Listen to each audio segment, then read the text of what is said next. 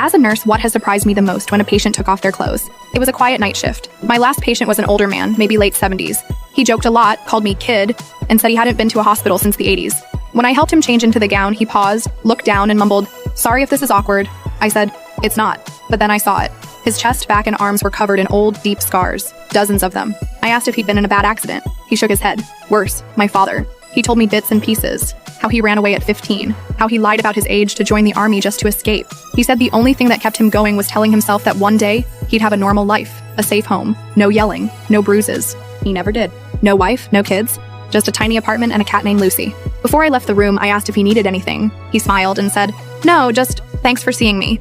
Most people don't. I stood in the hallway after and cried. Not because he was dying, but because no one had ever made sure he lived. The next night, I brought him Lucy in a little carrier. He cried harder holding her than he did when they told him he had days left. He died with her asleep on his chest, and I stayed until his heart stopped.